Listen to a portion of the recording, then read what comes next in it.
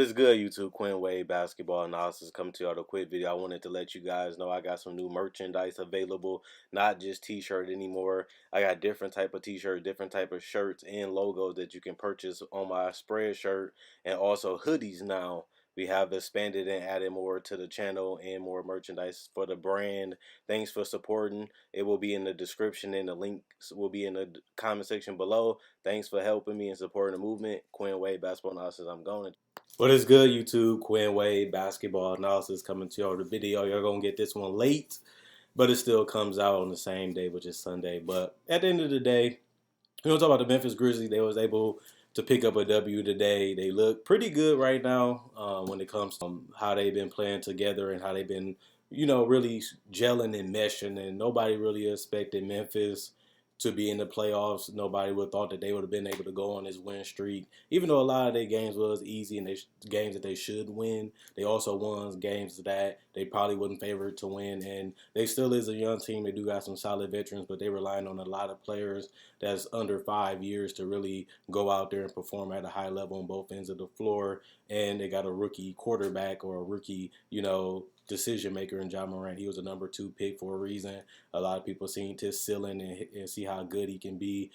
He was NBA ready to some people. Some people, they thought his jump shot wasn't going to translate. But you got to give a lot of credit to Ja Morant for running the show. He's getting to the paint. He's finishing. He's picking his spots. He's not, real aggressive every game. He's really just allowing himself to find out what he wants to do and what he don't want to do. And that's the master of an IQ, having the master IQ, understanding the game, knowing when to go in, knowing when to pull out, and also knowing when to let your teammates shine. You look at the game that they had against Golden State, which is a bad defensive team and a team that really struggles offensively at the end of the day. You look at that team, and he was able to get 11 points, 10 assists, and 7 rebounds, which is kind of crazy when you think about it. That's the Golden State Warriors. He should have a better game than that, even though he did take 30%. He shot 33% from the field. You gotta like the fact that he still was able to find ways to keep this team in the game and just make the right plays. He's only taking 13.8 shots a game, which isn't really bad considering that this is a team that we thought would be one of the worst teams in the league, and you would think Ja Morant would get more opportunity and more chances to really shine as a star. And even though he's only getting 13.8 shots a game, this is a guy that's only getting 4.5 free throws a game, which is also surprising considering you see a guy that always breaking down the defense, collapsing the defense, and always getting to the paint. You would think that he'd get to the free throw line just a little bit more. But, 4.5 ain't terrible, especially considering, like I said, he doesn't play big minutes all the time and he's not always in attack mode. But you also look at the 6.8 assists. It's pretty decent. We thought he'd be a better passer and playmaker. I think the talent around him has grown, especially since high school and since college. I thought that his passing ability will translate more better than his scoring ability, even though he showed that he can do both of those things at a high level in college. It's just real interesting to see that his assist is only 6.8 when he's a guy that can really control the tempo and the pace of the game and really pick defenses apart if he really wanted to. And I really want to see as he plays and as he gets smarter, as he learns, will his assists go up quick, or will it just gradually go as his career continues to go? But Ja Morant has been fantastic as a rookie. He has been everything that you would want. He has been a leader. He has been, a fighter. He has willed them to games, took over games, controlled games, and just really understand the game at a high level. And I think that that's one of the main reasons why he's successful. And you look at the teammates, I feel like they complimented Ja Morant a little better than people thought because Jaren Jackson is a stretch forward that can knock down threes. But not only that, he can switch and guard other, guards and forwards on the perimeter or in the inside, and the fact that he can space out that floor for Morant. Jaren Jackson is not scared to let that thing fly, and he obliterating defenses that give him any type of room, and he's pulling it up like he a shooting guard, and that just makes it even better for Ja Morant because now I don't want to leave Jaren Jackson open because I know he can knock down a three or put the ball on the floor, so they got to stay closer to him. The more you stay closer to him, the more you can get to the paint and get your areas where you can hit the floater, get to the paint, lay it up, or even just go straight up and do a monster dunk. And if you don't have that, you got Jonas Valanciunas, who I told you guys was a good pickup last year. And I even made an NBA breakdown about him because he's a smart player too. He stays in the paint. He knows his game. He's a excellent rebounder for his athleticism and mobility, and he just a hard worker. He just likes to work hard. He likes to grind. He likes to fight, and he just likes to be at the right place at the right time. And if he's not, he's going to find a way to get there. And you look at Ja Morant, and you look at Jonas, a guy that can literally catch and finish an alley oop, literally can catch and dunk it, literally has good hands that he can catch those balls and be patient enough to take a step, hook it in, take a step, fall off, push it in, and they even allow him to post up. He's getting the ball in the post, mid-range jumper. He's getting in the post, letting the other guys reset the offense. If he don't have a shot, he's not getting too greedy. He's not looking for a time to shine. He's playing team basketball, and Ja Morant needed a guy that he can play pick and roll with, and now he has two because Jaren Jackson can do the pick and pop. He can do the trail three. He can do the kick out three, and he can also finish around the rim with alley oops and dump offs. But I like Jonas Valanciunas a lot too for Ja Morant, just because he is a guy that's always moving and always focused on getting ahead of his opponent before they get to their spots. And that's good for Ja Morant because if he does beat somebody off or somebody do forget about him, here's an offensive rebound, here's a dump off, here's a little mid-range jumper, and sometimes Jonas Valanciunas will let that thing fly from three, which is pretty good. So Memphis has been way better than I would have ever guessed.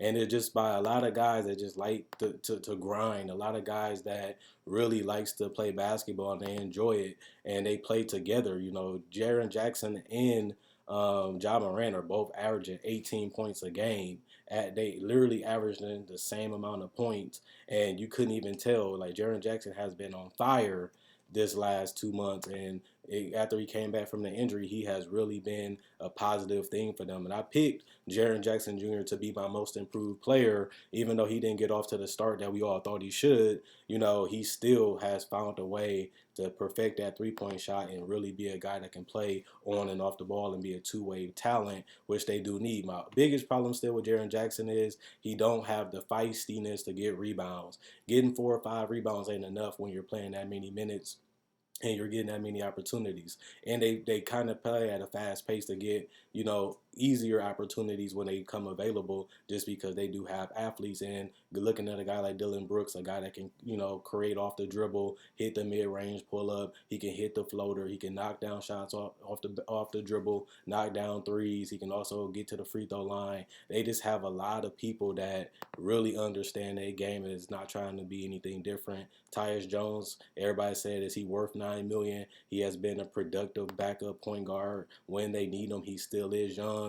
He still is developing, but he is a legitimate 6 feet, 196. So this is a guy that's giving you 43% from the field, 31% from three, but he's also giving you 4 assists off the bench and also giving you 6 points, and he's only playing 19 minutes per game. And I think that's good production right now for him. And remember, if Ja Morant ever go down, they can always utilize Tyus Jones a lot more when he sits out a game or he gets a game where he can't play. And his team would have been a whole lot better if they would have had Andre Iguodala. I think he could have took their defense and they overall play to another level, but he chose to sit out, which is unfortunate. But it looks like these guys are just going out there having fun, doing their thing, and playing hard. And you just want people that is going to scratch and fight for every possession that they can. And even though they is only 18 and 22, this is a team that was at the bottom for majority of this season, and you really figured it out at the right time when teams can't win consistently,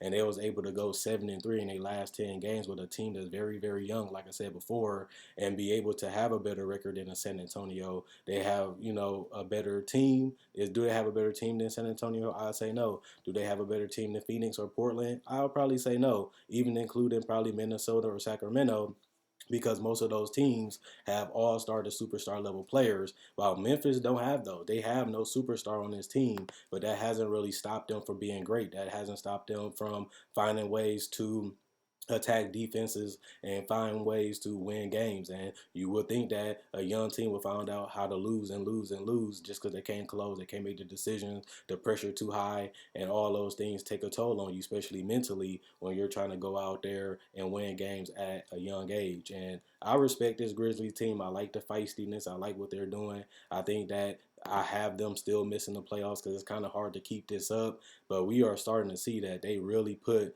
the right mesh of veterans and young talent and prospects all on this roster. Like I said, you even have guys like Bruno on this team that, he could be a star in the future, but could be a hidden gem for them with his length, athleticism, and his ability to showcase that he's trying to be a better shooter. Because if he's gonna make it, he's gonna have to eventually hit jumpers. So Bruno is a guy that a lot of people gave up on. People think he a bust, but he showed last year and a couple weeks this year that he can still have potential to be something special if he continue to work hard and really want it. When a team give up on you or quit on you, it hits you a little harder that you failed them or they didn't want you or you feel like you had a lot more to give. Hopefully, he can continue to have that mentality this year. This team, as we know, is one of the best assist team. They find ways to find their teammates. They number one, number two in hockey assists, which means somebody passing to pass to somebody else and get them a better shot. He always say you want to give up a good shot to get a great shot, and that's a great way to teach a young team, especially when you're trying to build a winning culture and a winning mentality. And they're doing that, and that's another reason why John Morant don't get a lot of assists because a lot of his passes don't lead to a score. It leads to somebody else scoring from that pass, which is very good. But I like this team, and I like the fact that, like I said, they had 27.8 assists per game.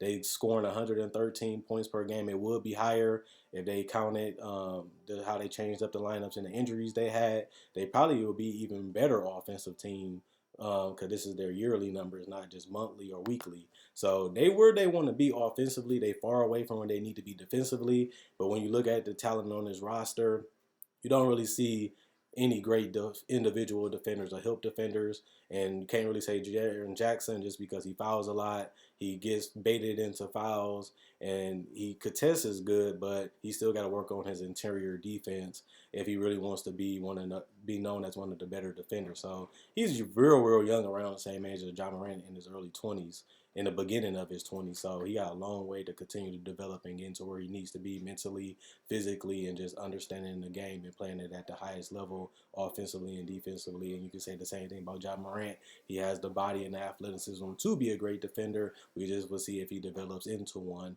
And at the end of the day, let me know what you guys think about this Memphis team. Are you surprised that they've been winning? Are you surprised that they got back into the playoff spot even though they were so far out of it?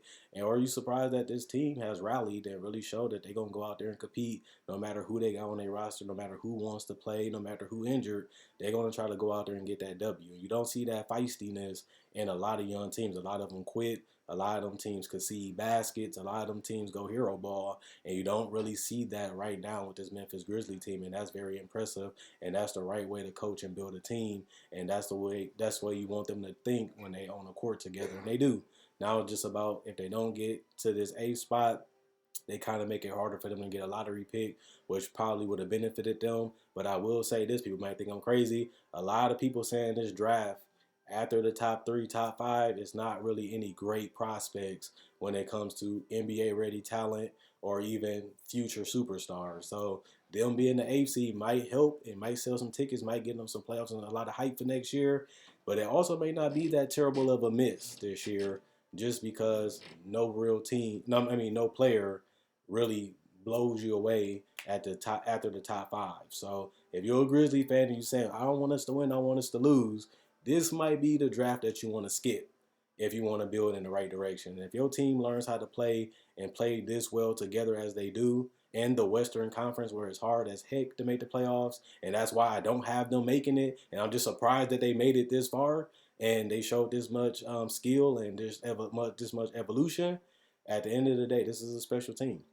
You just want to continue to build upon what you're doing right and continue to do the things that help you have a winning mentality and help you win games for the past, present, and now. And they're doing that. Now it's just about putting the rest of the pieces together. You got your foundation players. Now you're trying to build a whole team around them that can really be a threat in the West. You don't want to be a team that's just good and or great in the West. You want to be a championship team. And they building the right mentality and things right now for this team. And I like what they're doing. Now it's just about finding other pieces and other talent to really get the best out of Josh Jaren and everybody else, while not also sacrificing trying to get another superstar, either through free agency and most likely it's going to come through trade or draft. But like I said, this is the draft that you might want to skip.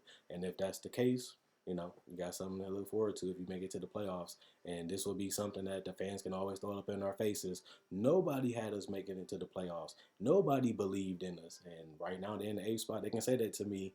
But at the same time, we got to see how it plays out. But let me know what you guys think about the Grizzlies, Ja Morant, Jaren Jackson. Comment, like, subscribe, and share. Queen Wade Basketball Analysis. I'm gone. Hope you guys enjoyed the video.